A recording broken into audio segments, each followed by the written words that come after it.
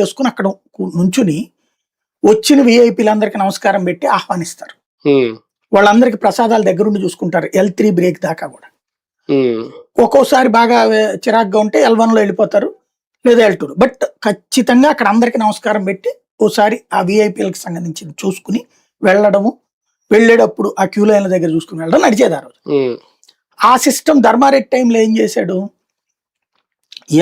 Break దర్శనం కూడా జేవిజీల విగ్రహాల తర్వాత అక్కడ బంగారు ఇది ఉంటది, స్వామివారికి సంబంధించినటువంటి ఆసనం అయ్యేది, అక్కడి నుంచి ఇట్లా వెనక్కి తెప్పుకొచ్చేసాడు బ్రేక్ దర్శనానికి కూడా. అది ఆశీర్వచనాలు ఇచ్చే మండపం ఉంటది. ఆశీర్వచనం కాదు, స్వామివారికి రాత్రిపూట్ల నిద్రకి చేసేటప్పుడు పవళింపు సేవ ఉంటది. లోపలికి వెళ్ళాడు మనకి రైట్ సైడ్ చూస్తే లోపల జేబీజీ నుంచి లోపలికి వెళ్ళి బంగారు వాకిల్ దాటాక లోపలికి వెళ్ళాక స్వామివారికి దీంట్లోకి వెళ్తాం.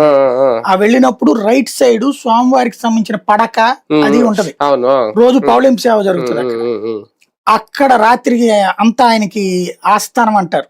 మొత్తం స్వామివారికి ఆ రోజు వచ్చిన ఆస్తి సంపద అంతా కూడా ఆయనకి వివరించి చెప్పి పడుకోబెట్టి వెళ్ళాలి, అది ఆస్థానం అనేది.